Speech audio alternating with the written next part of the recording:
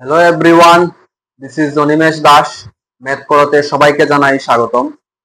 আজকে আমরা 2022-এর TET 1-এর previous ইয়ারের ম্যাথ কোয়েকশন পেপারটা সলভ করব এবং প্রত্যেক ভিডিওর মতো আজকেও ভালো করে প্রত্যেকটা কোয়েকশন আলোচনা করার চেষ্টা করব। তো আমার কাছে আছে কোয়েকশন ব্লকেট সিরিজ বি, তো তোমরা অবশ্যই সেটা মিলিয়ে নেবে। আর আরেকটা কথা, কিছুদিনের মধ্যেই আমরা শুরু করতে যাচ্ছি টেট 1-এর ম্যাথ সম্পূর্ণ সিলেবাসের ক্লাসটা। জিওমেট্রি থেকে শুরু করে সম্পূর্ণ পেডাগজি গুলা সলভ করব। আর মিনিমাম 15 থেকে 20টা কোয়েকশন থাকবে। অবশ্যই তোমরা ম্যাথ করো চ্যানেলের সাথে জড়িত থাকবে, যাতে ইম্পর্টেন্ট থেকে ইম্পর্টেন্ট কোয়েকশন গুলা তোমাদের বুঝতে সুবিধা হয় এবং এই কোয়েকশন গুলা তোমরা পেয়ে যাও। তো এখানে আমরা প্রথম প্রশ্ন দেখব। এখানে দেখো, প্রতিটি মৌলিক সংখ্যার মাত্র দুটি স্বতন্ত্র গুণনীয়ক রয়েছে। এটি প্রমাণের জন্য প্রাথমিক স্তরে কোন পদ্ধতি অনুসরণ করতে হবে? তো এটা পেডাগজি থেকে এসেছে। তো আমরা জানি 5ও একটা কিন্তু মৌলিক সংখ্যা, তার দুটি গুণনীয়ক আছে। তো প্রাইমারি লেভেলে তুমি যেভাবে আলোচনা করবে, বড়দের ক্ষেত্রে কিন্তু সেটা সেম নয়। তাহলে এখানের মধ্যে কোন পদ্ধতিটা সবথেকে বেস্ট? সেটা হলো আরোহী পদ্ধতি, যেটাকে আমরা ইন্ডাকটিভ মেথড হিসাবেও জানি। অপশন নাম্বার বি তে দেওয়া আছে, অপশন নাম্বার বি হয়ে যাবে এখানে সঠিক উত্তর। তোমরা সবাই অবশ্যই পেডাগজির জন্য লেটস লার্ন চ্যানেলটি ফলো করতে পারো, কারণ সেখানে সিটেটের সিলেবাসটা আলোচনা করা হয়। তো সিটেট আর ত্রিপুরা টেটের সিলেবাস প্রায় 80 থেকে 90% মিল আছে। তোমরা চাইলে সেটা ফলো করতে পারো। তারপর নেক্সট কোয়েকশন 6.46 বার। তো এটাকে বলছে ভগ্নাংশে লেখার জন্য। তো এটাকে ভগ্নাংশে আমরা কিভাবে লিখবো? দেখো, প্রথমে আমরা 646 সম্পূর্ণ নাম্বারটা লিখবো, তারপর মাইনাস করব যে সংখ্যার উপর বার নেই, মানে 6-এর উপর বার নেই, এই 6টা আমরা মাইনাস করব। পয়েন্টের পর দুইটা সংখ্যা আছে, দুইটা সংখ্যার উপর বার আছে, মানে এখানে পয়েন্টের পর দুইটা 9 হয়ে যাবে। এখন সিম্পলি এটা মাইনাস করলে আমাদের আনসার চলে আসবে বাই 640/99। দেখো, এটা অপশন নাম্বার বি এর মধ্যে দেওয়া আছে, অপশন নাম্বার বি হয়ে যাবে এখানে সঠিক উত্তর। একদম সিম্পল নিয়ম, একদম ছোট্ট বলতে পারো নিয়মটা, কিন্তু এই ছোটখাটো নিয়মগুলো আমাদের সবার জানা থাকতে হবে, যাতে পরীক্ষার মধ্যে একটা মার্কও যাতে মিস না হয়। তো এক কম্পিটিটিভ এক্সামের জন্য কিন্তু 1 মার্কেই অনেক গুরুত্বপূর্ণ। তারপর নেক্সট, একটা জ্যামিতিক উপস্থাপনা যা একটি সম্পূর্ণ এবং তার অংশগুলোর মধ্যে সম্পর্ক দেখায়, তা হলো একটি। তো সেটা কিন্তু হয়ে যাবে একটা পাই চিত্র, যেটা এরকম আমরা বৃত্তের মাধ্যমে দেখাই, যেখানে ধরো এটা 50% দেখিয়েছি, তারপর এদিকে 25%, এদিকে আবার 25%। এভাবে আমরা কোনো জ্যামিতিক উপস্থাপনার মাধ্যমে একটা সম্পূর্ণ বিষয়কে আমরা এভাবে উপস্থাপনা করি। তো সেটা হয়ে যাবে অপশন নাম্বার সি, পাই চিত্র। তারপর নেক্সট, নিচের কোনটি বহুতল গঠন করে না? আচ্ছা, বহুতল মানে দেখো, এটা কিন্তু একটা আয়তঘনক, এটা কিন্তু বহুতল। যদি কোনো বস্তুর বলতে পারো কোনো তল যদি থাকে না, কোনো একটা দিক যদি ফাঁকা থাকে। আচ্ছা, এক্সাম্পলের মাধ্যমে আমি দেখাচ্ছি। অপশন নাম্বার এ, দেখো এখানে বলছে কি তিনটা ত্রিভুজ। ত্রিভুজ কয়টি? তিনটা ত্রিভুজ। তাহলে তিনটা ত্রিভুজ দিয়ে কি বহুতল আঁকা যাবে? বহুতল কি তৈরি করা যাবে? তো অবশ্যই তিনটা ত্রিভুজ দিয়ে বহুতল তৈরি করা যাবে না, একটা দিক কিন্তু ফাঁকা থেকে যাবে। ঠিক আছে, তারপর দেখো অপশন নাম্বার বি, দুটি ত্রিভুজ, এরকম দুইটি ত্রিভুজ, এরকম দুটি ত্রিভুজ সমান হতে হবে আর তিনটি সমান্তরিক। সমান্তরিক আমরা জানি একটু বাঁকা থাকে, তিনটি সমান্তরিক, এটা কি বহুতল গঠন করবে? তাহলে উত্তর হবে হ্যাঁ। কেন? দেখো, সমান্তরিককে একটা সমান্তরিক এদিকে লাগাবো, একটা নিচের দিকে, একটা এখানে লাগিয়ে যদি আবার আরেকটা, যেহেতু দুইটা ত্রিভুজ বলেছে, আবার এটা এই সাইডে কানেক্ট করতে পারবো আমরা, আর এটা সম্পূর্ণ একটা বহুতল গঠন করবে, কিন্তু কোনো দিক ফাঁকা থাকবে না। এখন দেখো অপশন নাম্বার সি, সম্পূর্ণ ক্লিয়ার হয়ে যাবে তোমাদের কি ফাঁকা থাকবে কি ফাঁকা থাকবে না বলছি। এখন এই দেখো, এখানে বলছে একটা পঞ্চভুজ আর বলছে কি 5টা ত্রিভুজ। তো পঞ্চভুজ এভাবে থাকে। একটা পঞ্চভুজ যদি আমরা এভাবে কাটি আর পাঁচটা ত্রিভুজকে ধরো এইভাবে জোড়া দিই, আমরা এই একটা ত্রিভুজ আমরা জোড়া দিলাম, এই আর একটা ত্রিভুজ, দুইটা ত্রিভুজ, এই আর একটা তিনটা ত্রিভুজ, এই দেখো আর দুইটা, চারটা আর একটা পাঁচটা, টোটাল কয়টা ত্রিভুজ আমি জোড়া দিয়েছি? পাঁচটা। তো একটা পঞ্চভুজের পাঁচ দিকে আমি পাঁচটা ত্রিভুজ এভাবে লাগিয়ে দিয়েছি, তাহলে কোন দিক কি ফাঁকা থাকবে? উত্তর হবে না। তাহলে সেটা কিন্তু বহুতল গঠন করছে, এটাও বহুতল গঠন করছে, এটাও বহুতল গঠন করছে, কিন্তু শুধু এখানে তিনটা ত্রিভুজ বহুতল গঠন করছে না, মানে এটা হয়ে যাবে ভুল আর এখানে ভুলটাই হয়ে যাবে সঠিক। তাহলে অপশন নাম্বার এ হয়ে যাবে এখানে সঠিক উত্তর। আশা করি এটা সবার ক্লিয়ার হয়েছে। তারপর নেক্সট বলছে, ধরা যাক এ বি সি একটি 3 অঙ্ক বিশিষ্ট সংখ্যা। আচ্ছা, এ বি সি, এখানে এ বি সি তোমরা যে কোনো কিছু ধরতে পারো, আমি 1 2 3 ধরছি। এখন বলছে এ বি সি মানে 1 2 3 plus B C A, B C A plus C A B, C C A B, যার দ্বারা সর্বদা বিভাজ্য নয়, মানে এই সংখ্যাটা যার দ্বারা সর্বদা বিভাজ্য নয়, তাহলে সেটা হয়ে যাবে, আনসার হয়ে যাবে অপশন নাম্বার সি 9। এটা না, এই সংখ্যাটি কোনো সময়ও 9 দ্বারা কিন্তু বিভাজ্য হবে না। তোমরা যখন কম্পিটিটিভ এক্সামের জন্য বিভিন্ন বই থেকে পড়বে, এই অঙ্কটা সহজেই পেয়ে যাবে। তাহলে এটা হয়ে যাবে অপশন নাম্বার সি, 9 দ্বারা কখনো এই সংখ্যাটা বিভাজ্য হবে না। তারপর নেক্সট অঙ্ক, একটি আয়তক্ষেত্রের কর্ণ √41 সেন্টিমিটার এবং এর ক্ষেত্রফল 20 স্কয়ার সেন্টিমিটার, আয়তক্ষেত্রটির পরিসীমা হলো। আচ্ছা, পরিসীমা বের করার জন্য কিন্তু একটা সুন্দর সূত্র আছে, এই সূত্রটা সবাই মনে রাখবে। দেখো এখানে কর্ণ ডি, এখানে দিয়েছে √41, এরপর এখানে দিয়েছে ক্ষেত্রফল এ, এখানে দিয়েছে 20, আর আমাদের বের করতে বলেছে কি পি।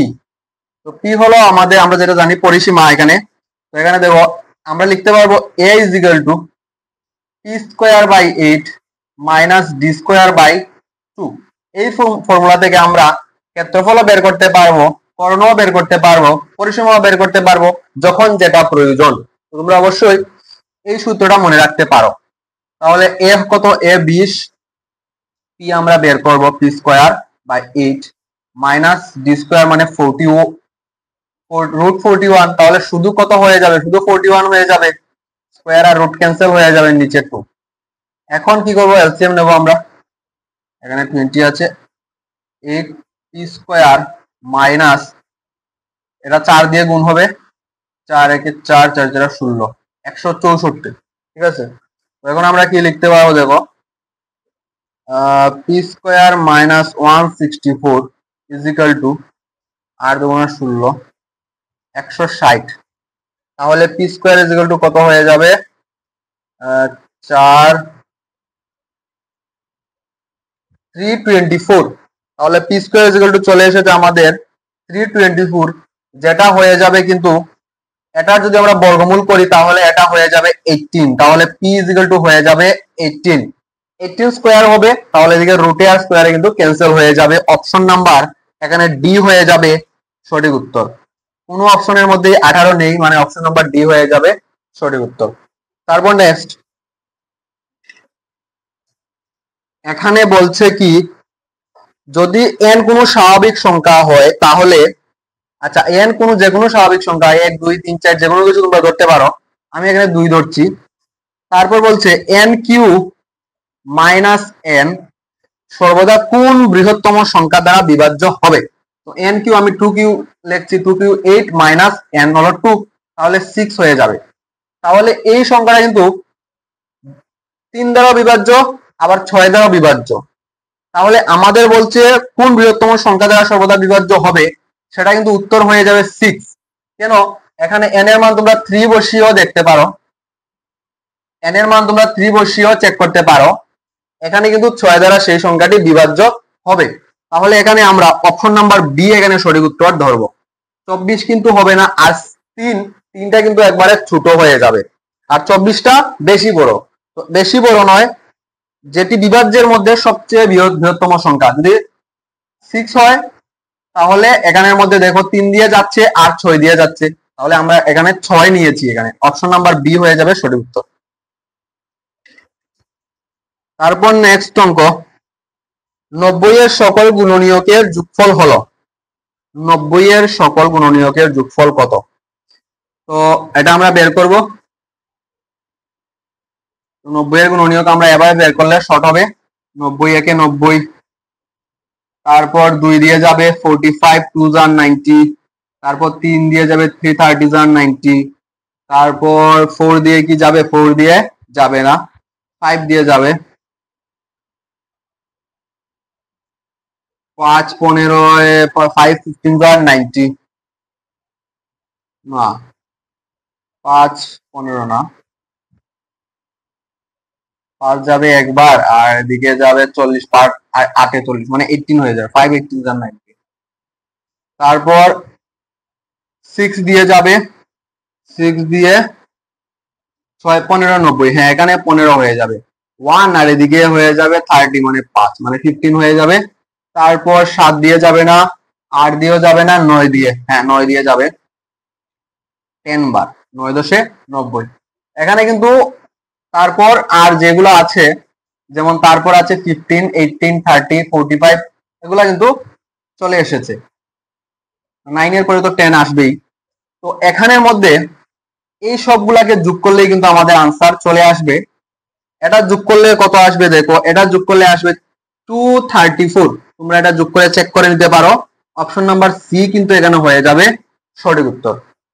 তারপর নেক্সট অঙ্ক, যদি 4টা সংখ্যার গড় 60 হয় এবং প্রথম সংখ্যাটির শেষ 3টির যোগফলের 1/4 হয়, তবে প্রথম সংখ্যাটি হলো। তাহলে এখানে দেখো আমরা 4টা সংখ্যার আগে যোগফল বের করব। যেহেতু 4টা সংখ্যার গড় দিয়েছে 60, তাহলে যোগফল কি হয়ে যাবে? ইনটু 4, তাহলে 240 এখানে যোগফল আমরা পেয়ে গেছি 4টা সংখ্যার। তো এখানে প্রথম সংখ্যাটি বলছে, প্রথম সংখ্যাটি আমি ধরছি x। প্রথম সংখ্যাটি কি বলেছে? শেষ 3টির যোগফলের 1/4।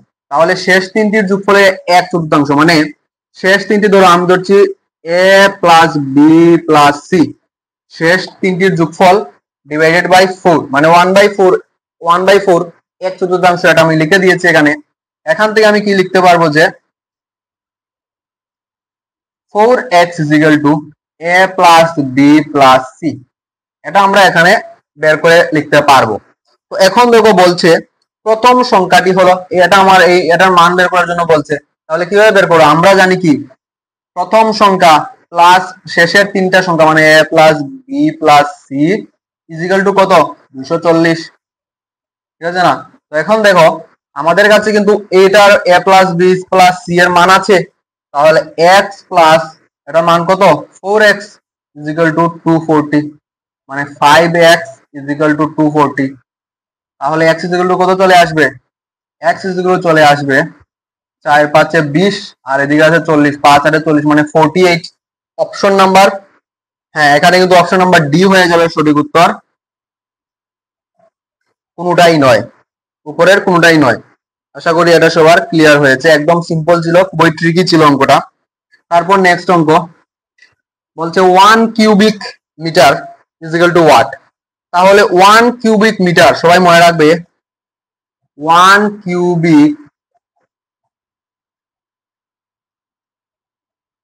কিউবিক মিটার ইজিক্যাল টু কিন্তু 1000 লিটার, ইজিক্যাল টু 1000 লিটার।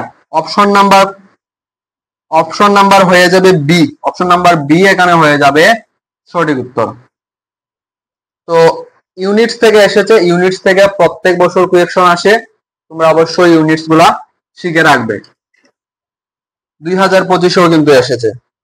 তারপর নেক্সট বলছে যদি একটি সমবাহু ত্রিভুজের বাহুগুলি দিয়েছে, একটা সমবাহু ত্রিভুজের একটা বাহু দিয়েছে 2a মাইনাস বি, আর একটা বাহু দিয়েছে a প্লাস 3b, আর আরেকটা বাহু দিয়েছে 2a মাইনাস বি প্লাস 1, ঠিক আছে? এখানে আমরা 3টা বাহু আমরা পেয়েছি। সমবাহু ত্রিভুজ বলতে যার প্রত্যেকটা বাহু সমান, প্রত্যেকটা বাহু কি হবে? সমান হবে। এই বাহু এই বাহু এই বাহু সমান হবে, মানে বাহুগুলোর মানও সেম হবে, তাহলে আমরা লিখতে পারবো এই বাহু ইজ ইকুয়াল টু এই বাহু। এখান থেকে আমরা এর মান বের করবো, তাহলে এ ইজ ইকুয়াল টু হয়ে যাবে এখানে B4B, এর মান আমরা বের করে রেখেছি এখানে।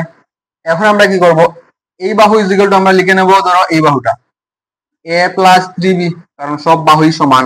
তো এখানে আমরা এখন এর মানটা পুট করব, তো এর মানটা দেখো পুট করব 2 ইন্টু 4, মানে এটা আমি একসাথে লিখে দিচ্ছি 2 ইন্টু 4, তাহলে হয়ে যাবে 8B মাইনাস এখানে B, আচ্ছা এখানে 2B হবে কিন্তু minus 2B plus 1 is equal two কত হয়ে যাবে, এখানে দেখো A আছে মানে 4B হয়ে যাবে প্লাস 3B, ঠিক আছে। তো এখানে কি হয়ে যাবে আমরা লিখতে পারবো এখানে 6B আর এদিকে হয়ে যাবে 7B, তাহলে 7B minus B is equal two এটা দিয়ে গেলে চলে হয়ে যাবে 1 মাইনাস 1, তো B ইজ ইকুয়াল টু কত চলে এসেছে 1, শুধু 1। এখন আমরা এখানে B এর মানটা পুট করব, তাহলে A ইজ ইকুয়াল টু হয়ে যাবে কত 4, যেহেতু B এর মান 1, আমরা A এর মান পেয়ে গেছি, B এর মানও পেয়ে গেছি। তো এখানে দেখো আমরা এখন এখানে A এর মানটা পুট করব, তাহলে 2 ইন্টু A কত 4, তাহলে 8 মাইনাস কত B এর মান হলো 1, তাহলে 8 থেকে 1 চলে গেলে এটা হয়ে যাবে 7, মানে একটা বাহু পেয়ে গেছি আমরা। তারপর এখানে পুট করব A হলো 4 প্লাস 3B, মানে 4 প্লাস 3 মানে হয়ে যাবে 4 প্লাস 3 7, B এর মান যেহেতু 1, তো দুইটা বাহুর মান পেয়ে গেছি। এখন রয়ে গেছে এটা, তো এটা দেখো 2 ইন্টু A মানে 8, এর মান 4, 8 মাইনাস 2B মানে কত 2, তো 8 থেকে 2 গেলে কত 6, আর 6 প্লাস 1 কত হয়ে যাবে 7, তাহলে সবগুলা বাহুর মানে 7 এসেছে, যেহেতু সমবাহু ত্রিভুজ সমানই হবে, তাহলে পরিসীমা কত হয়ে যাবে 3 7 21, সবগুলার যোগফল 21 সেন্টিমিটার। দেখো অপশন নাম্বার এর মধ্যে দেওয়া আছে, অপশন নাম্বার এ হয়ে যাবে এখানে সঠিক উত্তর। তারপর দেখো নেক্সট অঙ্ক, এখানে বলছে নিচের চিত্রগুলো একই সংখ্যক প্রতিসাম্য রেখা নেই। আচ্ছা নিচের চিত্রগুলোর মধ্যে কোনটার একই সংখ্যক প্রতিসাম্য রেখা নেই? সমদ্বিবাহু ত্রিভুজ ও ঘুড়ি, তাহলে সমদ্বিবাহু ত্রিভুজের মধ্যে একটা প্রতিসাম্য আছে, ঘুড়ির মধ্যে একটা আছে, এটা সমান হয়ে যাবে। রম্বস এবং আয়তক্ষেত্র, রম্বসের মধ্যে দুইটা আছে, আয়তক্ষেত্রের মধ্যেও দুইটা প্রতিসাম্য রেখা আছে, তো সেটাও সমান হয়ে যাবে। ঘুড়ি এবং রম্বস, হ্যাঁ এটা কিন্তু হবে না, কেন দেখো ঘুড়ি দেখতে কিন্তু এরকম থাকে, ঠিক আছে, আর রম্বস দেখতে তার প্রত্যেকটা বাহু সমান কিন্তু একটু বাঁকা থাকবে। তো দেখো তার প্রতিসাম্য রেখা, ঘুড়ির শুধু একটা প্রতিসাম্য রেখা মিডিলের দিকে হবে, সমান অংশে বিভক্ত হবে, এইভাবে কিন্তু হবে না, কারণ এই দিকটা বড় হয়ে যাবে, এই দিকটা ছোট হয়ে যাবে, তার কারণে একটা হয়ে গেল প্রতিসাম্য রেখা। আর এখানে রম্বসের দেখো কয়টা, এইভাবে একটা হবে আর এইভাবে একটা ভাঁজ করা যাবে, যেটা সমান অংশে বিভক্ত করে, মানে রম্বসের এখানে হয়ে গেছে দুইটা, তার মানে এটা কিন্তু সমান নয়। আমাদের বলছে সমান একই সংখ্যক প্রতিসাম্য রেখা নেই কোনটার মধ্যে, এটা হয়ে যাবে অপশন নাম্বার সি, ঘুড়ি এবং রম্বস। এখানে যেটা ভুল সেটাই সঠিক। তারপর নেক্সট, প্রতিসাম্য থেকে কিন্তু প্রত্যেক বছর কোয়েকশন আসে, 2025-এও এসেছে। তারপর বলছে এবিসিডি একটি বর্গক্ষেত্র, আমি একটা বর্গক্ষেত্র আঁকছি, প্রত্যেকটা বাহু সমান হয়, বর্গক্ষেত্রে কিন্তু প্রত্যেকটা কোণও সমান হয়। আচ্ছা এটা একটু বড় হবে, বর্গক্ষেত্রে কিন্তু প্রত্যেকটা কোণ সমান হয় 90 ডিগ্রি, আমরা জানি। তারপর বলছে এটা এ বি সি ডি, ঠিক আছে। তারপর বলছে সিডি হলো বর্গক্ষেত্রের বাইরের দিকে একটি সমবাহু ত্রিভুজ সিডিই। আচ্ছা এখানে কিন্তু এই বাহুর মতো এই বাহুটাও কিন্তু সমান হবে, যেহেতু সমবাহু বলছে এই তিনটা বাহু সমান হবে। তো সমবাহু ত্রিভুজের প্রত্যেকটা কোণের মান কত আমরা জানি 60 ডিগ্রি, এই প্রত্যেকটা কোণের মান 60 ডিগ্রি, এটা ই কোণ নাম দিয়েছে। এখন বলছে ডিইবি, ডিইবি এই কোণের মান কত, ডিই বি এই কোণ মানে এই যে কোণটার মান বের করার জন্য বলছে। তো আমরা যদি ভালো করে দেখি, দেখো এখানে এই যে এখানে কিন্তু একটা ত্রিভুজ তৈরি হয়েছে, যেটা কিন্তু সমবাহু ত্রিভুজ, এই যে ত্রিভুজটা এটা কি ত্রিভুজ, সমবাহু সরি সমদ্বিবাহু ত্রিভুজ, এর দুইটা বাহু সমান, এটা হলো সমদ্বিবাহু ত্রিভুজ। আর সমদ্বিবাহু ত্রিভুজের এই কোণ আর এই কোণ কিন্তু সমান হয়, তো দেখো এটা 60 ডিগ্রি, আমরা তো জানি এই কোণটা হলো 60 ডিগ্রি, আর এটা কত, এটা হলো 90 ডিগ্রি। তাহলে এই দুটার যোগফল কত হয়ে যাবে, 60 আর 90, 150 ডিগ্রি। ঠিক আছে না, এই সম্পূর্ণ কোণের মান হয়ে যাবে 150 ডিগ্রি। তাহলে এটার মান কত হবে, এটার মান কত হবে, যেহেতু তিনটা কোণের সমষ্টি 180 ডিগ্রি, 150 থেকে 180 চলে গেলে 30 থাকে, আর যেহেতু এই কোণ আর এই কোণ সমান, তার মানে এটা হয়ে যাবে 15 ডিগ্রি, আর এই কোণ হয়ে যাবে 15 ডিগ্রি। ঠিক আছে না। তারপর দেখো এটা যেহেতু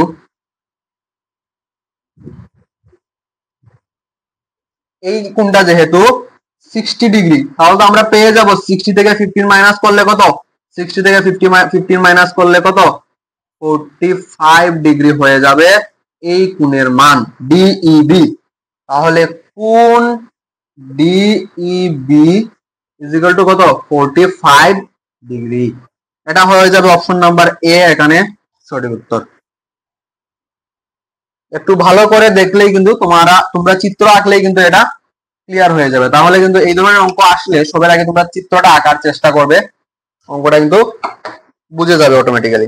তারপর বলছে যদি একটি চতুর্ভুজের কোণগুলো, একটা চতুর্ভুজ যার কোণগুলো 1:2:3:4, মানে কোনো বাহু কোনোটাই সমান নয়, কোনো বাহুই সমান নয়, অনুপাতে যথাক্রমে নেওয়া হলো, তাহলে এটি একটি কি হতে পারে। আচ্ছা, ঘুড়ির কিন্তু আমরা জানি কি উপরের দুইটা বাহু কিন্তু বিপরীত বাহুটা সমান হয়, তার মানে এখানে তো কোনো বাহু সমান নয়, প্রত্যেকটা বাহু আলাদা আলাদা।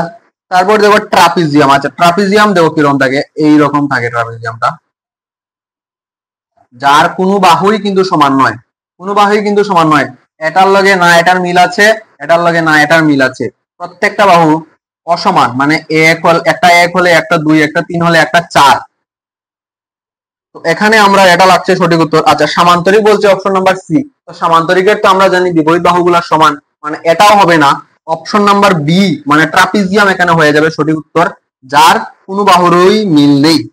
তারপর নেক্সট, যদি দুটি সংখ্যার যোগফল 55, এদের গসাগু এবং লসাগু যথাক্রমে 5 এবং 120 হয়, তবে সংখ্যাগুলোর অনন্যকের যোগফল বের করার জন্য বলছে। অনন্যকের যোগফল, তো এটা একটা শর্ট ট্রিক্স আছে, আমি এখন দেখাচ্ছি, তোমরা এটা দেখলেই কিন্তু 1 মিনিটের মধ্যে করে নিতে পারবে এই অঙ্কটা। তো দেখো এখানে দুইটা সংখ্যার যোগফল বলছে, ধরো দুইটা সংখ্যা a প্লাস b, তাহলে এটার যোগফল কত বলছে 55, আর দুইটা সংখ্যার আমরা গুণফল লিখতে পারবো কি, a plus b, a into b এর গুণফল কি হয়ে যাবে, লসাগু ইন্টু গসাগু ইন্টু লসাগু, এটা কিন্তু হয়ে যায়, এটা আমরা জানি, সূত্রতে পেয়েছি, লসাগু গসাগুর অঙ্ক প্রত্যেক বছর আসে। তো এ বি কত হয়ে যাবে, 600। এখন দেখো এখানে আমরা অনন্যকের যোগফল কিভাবে বের করব, উপরে দেখো, উপরে লিখবো আমরা a প্লাস b আর নিচে a ইন্টু b, তাহলে উপরে a প্লাস b এর মান 55 আর নিচে 600। এটাকে সিম্পলিফাই করো, 5 দিয়ে ক্যান্সেল হবে 11, আর 5 দিয়ে এটা ক্যান্সেল হলে হয়ে যাবে 120। এটা দেখো option number C 11/120, option number C এখানে হয়ে যাবে সঠিক উত্তর। তারপর নেক্সট অঙ্ক, এখানে বলছে 476, আচ্ছা 476, এখানে যেটা স্টার দিয়েছে, দিয়ে এখানে দিয়েছে 0, তো বলছে এই স্টারের জায়গায় কোন দুইটা সংখ্যা হবে, যে মানে এই সম্পূর্ণ সংখ্যাটা তাহলে 3 এবং কত দ্বারা 11 দ্বারা বিভাজ্য হবে, সেটা বলছে এই স্থানে কোন সংখ্যাটি হবে। তাহলে এটা বের করার শর্ট ট্রিক্স, এগুলা বের করার শর্ট ট্রিক্স 2 থেকে 15 পর্যন্ত, যদি কারোর জানার ইচ্ছা থাকে আই বটমে লিংক দেওয়া আছে, তোমরা অবশ্যই সেটা চেক আউট করে নিতে পারো, কারণ প্রত্যেক বছর প্রায় কোয়েকশন পেপারে এই ধরনের অঙ্ক এসেছে, তোমরা চাইলে চেক করে নিতে পারো। তাহলে যদি তোমরা চাও যে যাতে মিস না হয় এ ধরনের অঙ্ক, তাহলে তোমরা 2 থেকে 15 পর্যন্ত ডিভাইডের যে শর্ট ট্রিক্সটা শিখে নিতে পারো, আমি দিয়ে দিয়েছি সেটা আই বটমে। আর এখানে দেখো এখন তাহলে কি করবো, এখন আমরা 3 দিয়ে ডিভাইড করার রুলস আমি আগেই বলেছি, অপশন নাম্বার এ চেক করব, তাহলে এর মধ্যে কত আছে 6 আর 2, তাহলে 3 দিয়ে ডিভাইড করার রুল হলো সবগুলোকে যোগ করব, 4 7 4 11, আর এখানে 6 6 12 হয়ে যাবে 23, আর 2 কত 25, তাহলে 25 3 দিয়ে ভাগ যাবে না, মানে এই সংখ্যাটাও 3 দিয়ে ভাগ যাবে না, তাহলে অপশন নাম্বার এ হয়ে যাবে ক্যান্সেল। এখন আমরা চেক করবো অপশন নাম্বার বি। এখানে আমরা 8 বসাবো, এখানে আমরা 5 বসাবো। ঠিক আছে, তো এখন এটা যোগ করি আমরা। এখানে যোগ করলে কত আসে? 4 + 7 11, আর 6 এ 17, আর 8 এ কত হয় 3, এদিকে 25, আর 5 এ 30। আচ্ছা 30 কিন্তু 3 দিয়ে ডিভাইড হয়, মানে এই সম্পূর্ণ সংখ্যাটাও 3 দিয়ে ডিভাইড হবে। আচ্ছা এখনো বাকি আছে 11 দিয়ে ডিভাইড যদি হয় তাহলে কিন্তু এটা উত্তর হবে, মানে অপশন নাম্বার বি উত্তর হবে। 11 দিয়ে ডিভাইড করার রুলসটা তোমরা ভালো করে দেখো। প্রথমে আমরা 4 নেব, তারপর একবার ছেড়ে 6 নেব, তারপর একবার ছেড়ে একটা সংখ্যা নেব, তারপর তো এখানে আর নেই। তো এখানে দেখো 4 6 5 এসেছে, তারপর এখানে যে ঘরগুলা নেইনি 6, তারপর 8, তারপর এদিকে 0, তাহলে সরি 7 8 0, 7 আর 8 আর 0, এর সবগুলাকে আমরা যোগ করব কিভাবে? 6 আর 4 4 আর 6 10, আর 5 15, ঠিক আছে, আর 7 আর 8 কত 15। এই যে এসেছে 15 15, এখান থেকে বিয়োগ করব, বিয়োগ করার পর কত আসবে? 0। 15 থেকে 15 গেলে 0। তাহলে আমরা জানি 11 দিয়ে ডিভাইড হওয়ার যে রুলসটা, যদি এখানের মধ্যে 0 অথবা 11 দ্বারা বিভাজ্য যে কোনো সংখ্যা আসে তাহলে এই সম্পূর্ণ সংখ্যাটি 11 দ্বারা বিভাজ্য হবে। তার মানে এখানে এই সংখ্যাটা 11 দ্বারা বিভাজ্য হচ্ছে, 3 দ্বারা বিভাজ্য হচ্ছে, তাহলে এখানে অপশন নাম্বার বি হয়ে যাবে সঠিক উত্তর। তারপর নেক্সট অঙ্ক, 6 মিটার লম্বা, এখানে বলছে 6 মিটার লম্বা এবং 4 মিটার চওড়া একটি চৌবাচ্চায় 1 মিটার 25 সেন্টিমিটার গভীরতা পর্যন্ত জল থাকে। চৌবাচ্চাটির ভেজা পৃষ্ঠতলের মোট ক্ষেত্রফল বের করার জন্য বলছে। তাহলে তার কিন্তু ডাইরেক্ট সূত্র আছে, এটা ডাইরেক্ট পৃষ্ঠতলের ক্ষেত্রফলের সূত্র বসিয়ে দিলে কিন্তু আমাদের আনসার চলে আসবে। তাহলে এটা ভেজা পৃষ্ঠতলের সূত্র হয়ে যাবে 2 × BH plus HL into plus, তারপর হয়ে যাবে LB। হ্যাঁ LB হয়ে যাবে, এখানে সেটার মান বসিয়ে দিলে কিন্তু আমাদের আনসার চলে আসবে। তো আমরা দেখো এখানে দেখো L কত, L এখানে হয়ে যাবে, এখানে বলছে 6 মিটার লম্বা, তারপর চওড়া, তার মানে B হয়ে যাবে এখানে কত 4, আর এখানে হাইট হয়ে যাবে 1.25, ঠিক আছে, 1.25 হয়ে যাবে হাইট। তো 2 × B কত, B আছে 4 × H হলো 1.25 প্লাস HL কত, H হলো 1.25 ইন্টু L হলো 6, আর এদিকে প্লাস LB, L হলো কত 6 আর B হলো 4, এটা প্লাস হবে। আচ্ছা এখন দেখো 2 × 4 একে 4, 4 × 100, মানে 5 হয়ে যাবে, 5 প্লাস এখানে হয়ে যাবে 7.5 ইন্টু 4 × 24, ঠিক আছে। তো 2 দিয়ে 7 আর 5 12, মানে 12.5, 2 × 12.5 প্লাস 24, তাহলে 12 × 2 = 24, আর একে হয়ে যাবে 25 প্লাস 24, তাহলে কত চলে আসবে 49। দেখো এখানে অপশন নাম্বারের মধ্যে না এবিসির মধ্যে আছে, এটা হয়ে যাবে option number D. Option number D হয়ে যাবে সঠিক উত্তর। তারপর এখানে নেক্সট অঙ্ক, আশা করি এই অঙ্কটা সবার ক্লিয়ার হয়েছে, শুধু ফর্মুলাটা মুখস্থ রাখতে হবে, এখান থেকে কিন্তু ফর্মুলা সবার জানা থাকতে হবে। তারপর নেক্সট অঙ্কটা দেখতে পাচ্ছ, একটি ভগ্নাংশকে তার অন্য নক দ্বারা ভাগ করলে বা করার পর মূল ভগ্নাংশ দিয়ে গুণ করা হলে প্রাপ্ত ফল কত আসে? 11/11 64, আর এদিকে 25, এটা আসছে। তো এটাকে আমরা প্রথমে সিম্পলিফাই করব। তো এখানে দেখো এটা গুণ করতে হবে 64 দিয়ে 11 কে, আর উপরে 25 কে প্লাস করতে হবে। তো এখানে গুণ আর যোগ করলে উপরে চলে আসবে 729 আর নিচে চলে আসবে 64। আচ্ছা এখন দেখো যেহেতু বলছে দুইটা একটি ভগ্নাংশকে তার অনক দ্বারা ভাগ করার পর, আচ্ছা একটা ভগ্নাংশ আমরা যদি ধরি এক্স বাই ওয়াই, ঠিক আছে। তো এটাকে বলছে তার অনন্যক, মানে ওয়াই বাই এক্স।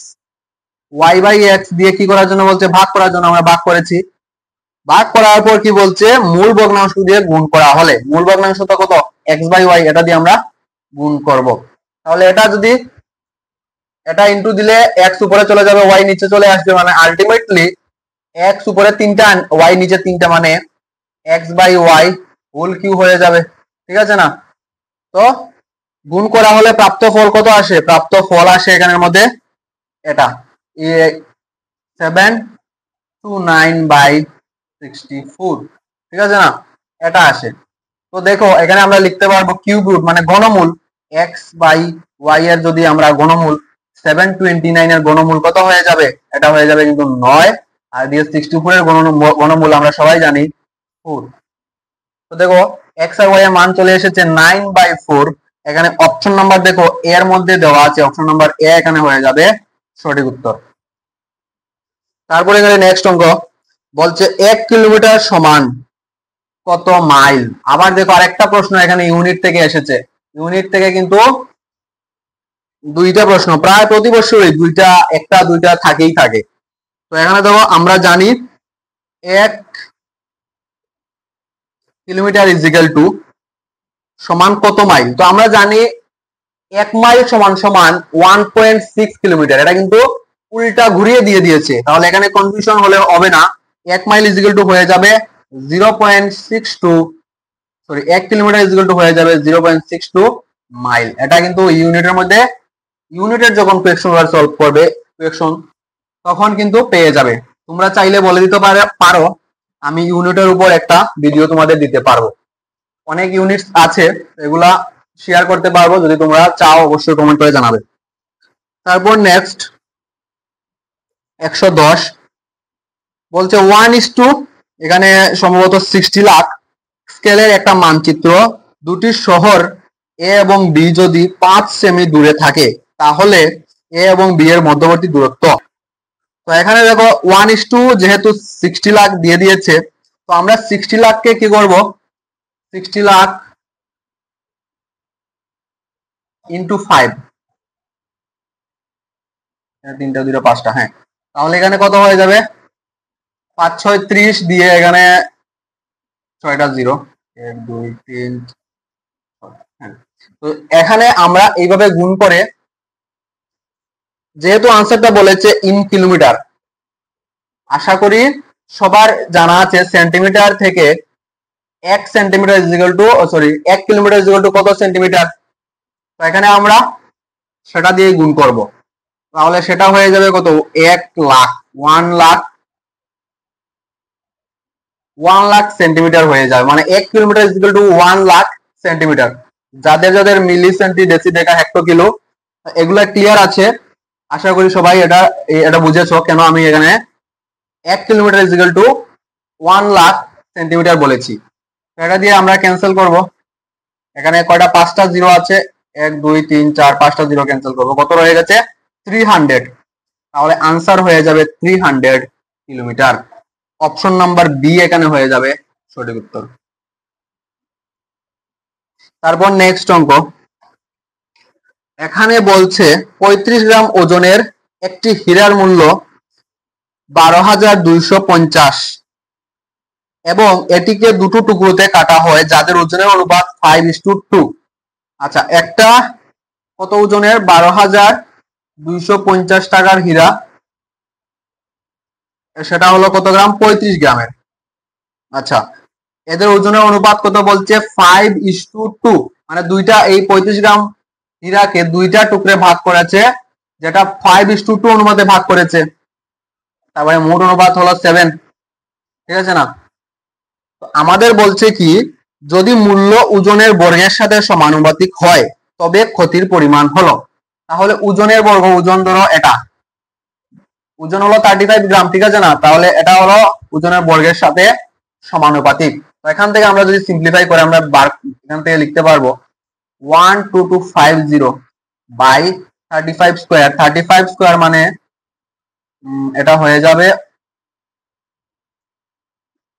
5 5 এ 25 এর 5, আর হাতে আছে কত 2, তাহলে 15, 30, 32 2 হাতে আছে 3, 3 9, 12।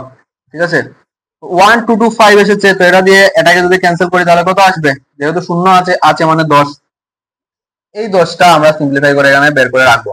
এখন দেখো যে এখন আমরা দুটা টুকরো যে 5 আর এদিকে 2, এই টুকরার ওজন বের করব আর এই টুকরার ওজনের দাম বের করব। তো W1 আমরা ধরবো, W1 এটা যেহেতু মোট 7, তাহলে 5/7 ইন্টু 35, এই 35টা মোট ওজনটা। 7 দিয়ে এটা ক্যান্সেল করলে হবে 5, মানে 5 5 25। এখানে W1 এখন ওজনের দামটা বের করার জন্য আমরা বের করব। দামটা বের করার জন্য আমাদের কি করতে হবে? এই যে 25 এটাকে আমরা স্কয়ার করব, ইনটু দেব এই যে 10 এসেছে, এই 10 দিয়ে আমরা এটাকে ইনটু দেব, ইনটু করব। এখন দেখো W1 এর মূল্যটা চলে আসবে। 25 স্কয়ার হলো 625, আর 625 কে 10 দিয়ে গুণ করলে কত হয়ে যাবে? 6250, একটা শূন্য হয়ে যাবে। 6250 টাকা হলো এটার দাম। ঠিক আছে, তো এখন আমরা W2 বের করব। W2 বের করতে হলে সেম প্রসেস, যেহেতু মোট আছে কত 7, মানে 2, আর এখানে এটা হলো 2/7 অংশ গুণ 35। ঠিক আছে, তো এখানে 7 দিয়ে 35 কে ক্যান্সেল করবো, মানে 5 বার, তাহলে 5 দুগুণে কত 10। ঠিক আছে, তো এখন W2 এর দাম কত হবে সেটা বের করার জন্য আমাদের 10 স্কয়ার করব আমরা, 10 স্কয়ার ইনটু এই 10টা, তাহলে 10 স্কয়ার কত 100 ইনটু 10 মানে 1000। তো এই যে দুইটা টুকরা করেছে এই 35 গ্রাম হীরাকে 5 আর 2 অনুপাতে বিভক্ত করেছে, তো একটা অনুপাতের দাম এসেছে কত 6250, আর একটা এসেছে 1000 টাকা। তাহলে দুইটার মোট কত 6001, 7250 টাকা। তাহলে হীরার দাম কত ছিল 12250 টাকা। 12000 থেকে যদি 7250 বিয়োগ হয়ে যায় তাহলে কত থাকবে? তাহলে কিন্তু এটা থেকে এটা আর এটার যোগফল বিয়োগ হলে কত থাকবে? 5000। তাহলে 5000 টাকার এখানে লস হয়েছে, 5000 টাকা শূন্য এখানে কি হয়েছে? ক্ষতি হয়েছে। এটা হলো অপশন নাম্বার এ, এখানে হয়ে যাবে সঠিক উত্তর। তারপর দেখো এখানে নেক্সট অঙ্কটা 112 নম্বর কোয়েকশন। এখানে বলছে একটা বইয়ের মূল্য প্রথমে 20% কমানো হলো, তারপর 20% বৃদ্ধি করা হলো, মানে 25% কমানো হয়েছে। আচ্ছা 20% নয় 25% কমানো হয়েছে। ধরো একটা বইয়ের মূল্য ছিল 100 টাকা, এখন কি করা হয়েছে? এটাকে 25% কমানো হয়েছে, মানে কত হয়ে যাবে? 75 টাকা হয়ে যাবে। ঠিক আছে না? তো এখন বলছে তারপর 20% আবার বৃদ্ধি করে দেওয়া হলো। ভালো করে কোয়েকশন গুলা পড়বে অবশ্যই। 20% বৃদ্ধি করে দেওয়া হলো, তাহলে মোট মূল্য কত হবে? তাহলে 20% বৃদ্ধি করা হলে মানে কি 100% হলো 75 টাকা, আর 20% বাড়ানো হয়েছে মানে 120% হয়ে গেছে এখন দাম। তো এটা সিম্পলিফাই করলেই আমাদের আনসার কিন্তু চলে আসবে।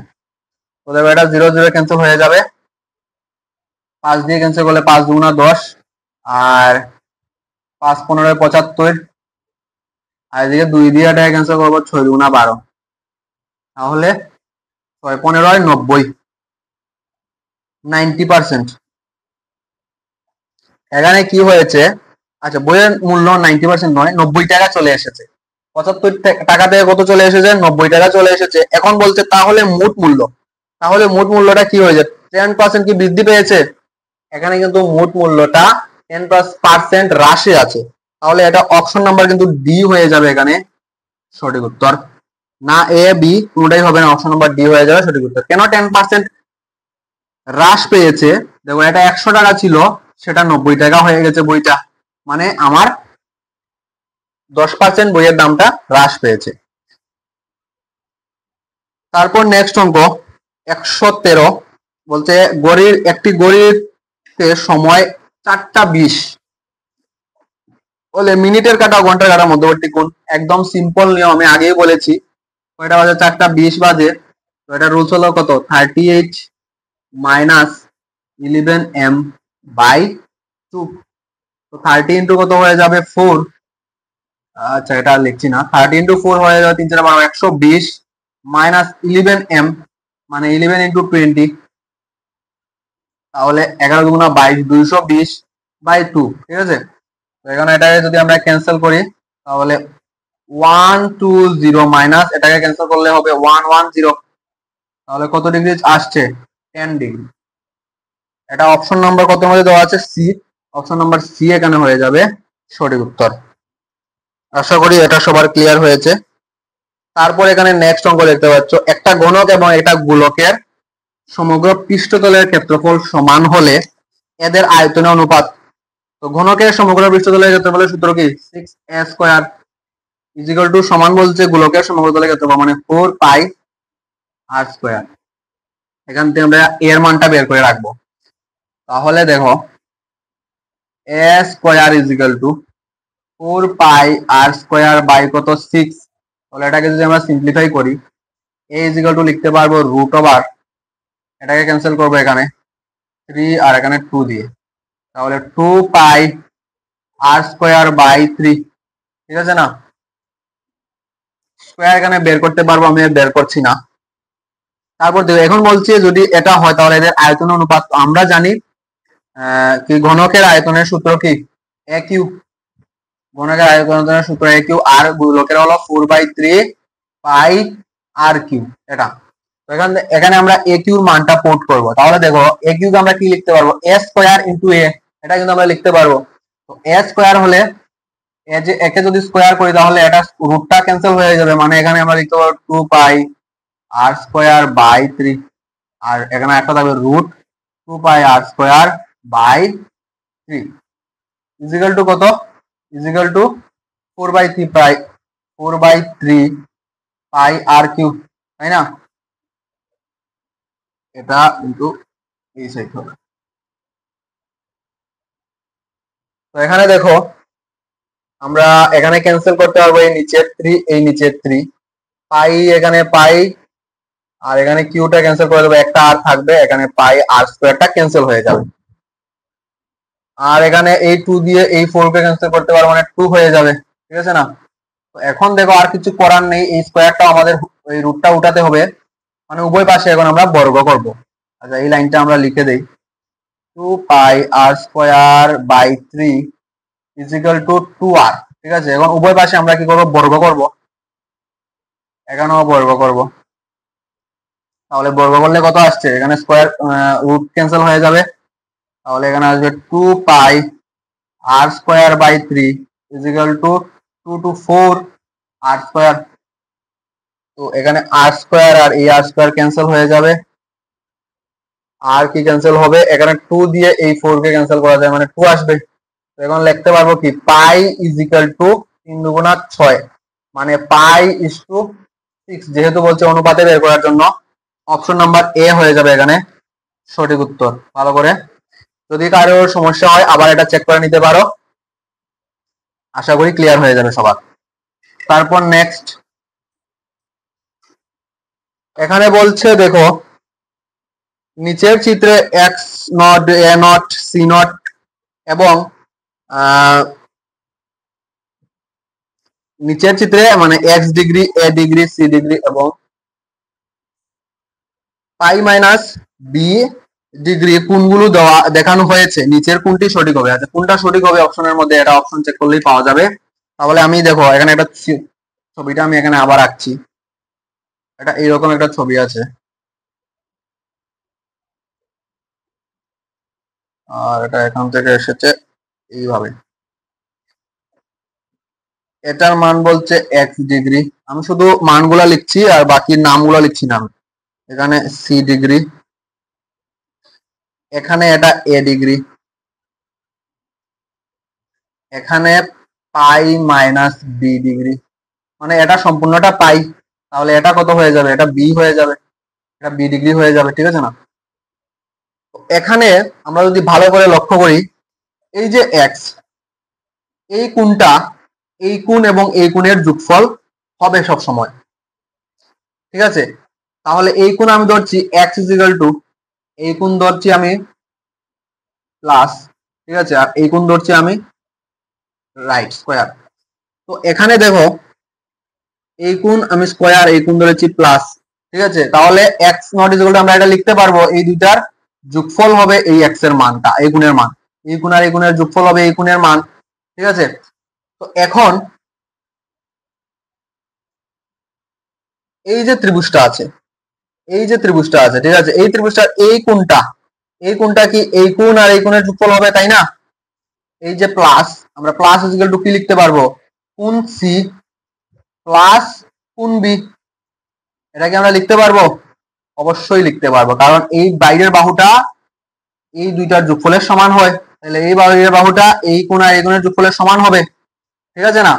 আর এই যে আমি এখানে স্কয়ার দিয়েছি, এটা আর এই কোণটা সমান হবে, কেন? এটা বিপরীত কোণ, তাহলে এটাকে আমরা লিখতে পারবো, এই স্কয়ারটাকে আমরা লিখতে পারবো কি, এ ডিগ্রি, ঠিক আছে। তো দেখো প্লাসের মান এখানে এত এসেছে আর স্কয়ারের মান এসেছে এ ডিগ্রি, মানে এক্স এর মান আলটিমেটলি কত চলে আসবে, প্লাসের জায়গায় আমরা লিখতে পারবো C degree plus B degree, আর স্কয়ারের জায়গায় আমরা লিখতে পারবো প্লাস এ ডিগ্রি। তাহলে দেখো এটা অপশন নাম্বার সির মধ্যে কিন্তু দেওয়া আছে, এখানে অপশন নাম্বার সি হয়ে যাবে সঠিক উত্তর, অপশন নাম্বার সি। আশা করি এটা ক্লিয়ার হয়েছে।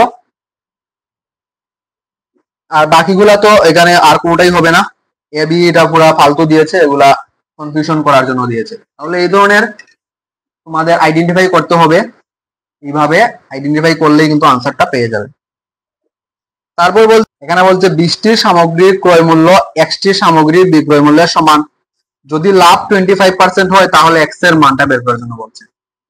তো দেখো 20টি সামগ্রী, এখানে নাম্বার কোয়ান্টিটি যেটা আছে, এখানে 20টা আমি ধরছি, 20টা সামগ্রীর ক্রয় মূল্য 10 টাকা ধরলাম, আর এখানে এক্সট্রা সামগ্রীর বিক্রয় মূল্য কত হবে, 10 টাকা। তাহলে আমি ওই এক্স এর মানটা বের করার জন্য বলছে, যদি লাভ কত পার্সেন্ট হয়, 25% লাভ হয়। তোমাদেরকে এটা করার আমি শর্ট ট্রিক্স বলে দিচ্ছি। সবার আগে এই যে এইভাবে আইডেন্টিফাই করবে এই কোণার নাম্বার গুলা, দুইটা নাম্বার গুলা, কারণ এই দুইটার গুণ দুইবার হবে। কিভাবে দেখো,